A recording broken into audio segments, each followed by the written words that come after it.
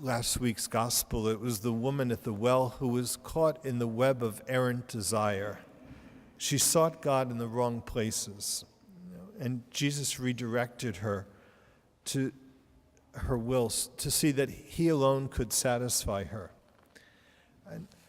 But the other effect of original sin is that our intellects are darkened. Not only are our wills weak, but our intellects are clouded. And basically, we come into this world blind from birth. We're blind, and God wants us to lead us to spiritual vision. The spiritual writer Origen says that to be holy is to see with the eyes of Christ, to see a world transfigured, to see the world as God sees it.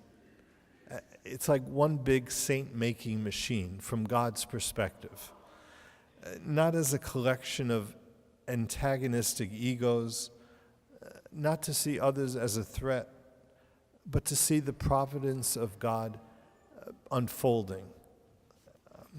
Like that in that movie Forrest Gump, he says, some people say it's chaos, some people say it's God's will. I say it's both.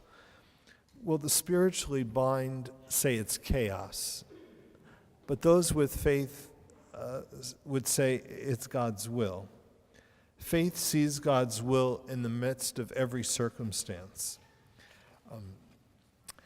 And in that gospel, we say Jesus spat on the ground, and he made clay with the saliva. And that's seen, the first century Jew would see that as a reference to the book of Genesis, where Adam was formed from the clay of the ground. They say the first time God played with clay, it was creation. The second time, it was redemption. It was recreation. It was restoration of what went wrong with the world. Okay? So Jesus Christ comes to restore the world, to restore God's creation. Like in the book of Revelation, the book of Apocalypse, he says, "Behold, I make all things new." And he tells the fellow to go wash in the pool of Siloam. And that's a reference to baptism. Baptism is a total immersion in the mind of Christ, which is truth. A total immersion in the life of Christ, which is grace.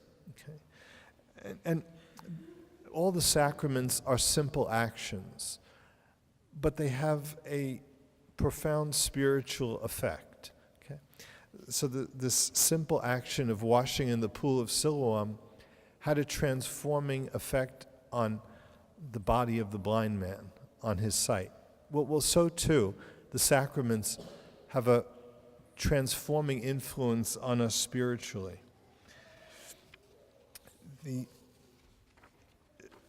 Jesus wants us to be fully alive. The Pharisees do not. God wants what's best for us. Okay? But the Pharisees tried to undermine the healing.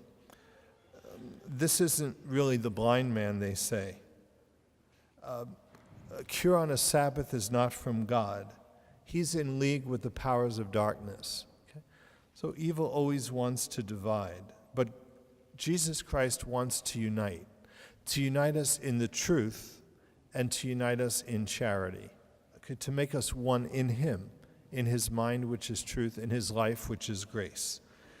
And see, the Pharisees, like we say, undermine, deny. Where there is faith, the Pharisees sow doubt. You know, like St. Francis said, where there is doubt, let us sow faith. Well, with the Pharisees, it's the opposite. Where there is faith, they sow doubt. The Pharisees divide and separate, but love seeks unity. God seeks to bring about a unity with him. And he seeks to bring out this spiritual vision in all of us. Like initially, the blind man calls Jesus the man. Then he calls him a prophet. Then he says he's from God. Then he falls down and worships him. He adores him. Okay? He recognizes he's God from God, light from light. Well, So it is with us. We come to a deeper and greater spiritual vision as we grow in grace.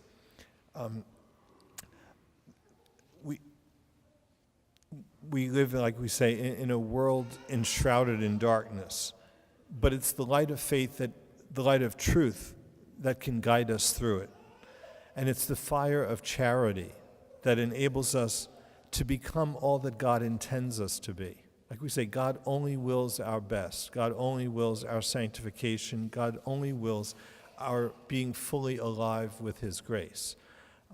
So it's through the sacraments that we grow in that light of faith, the light of truth, and the fire of God's love.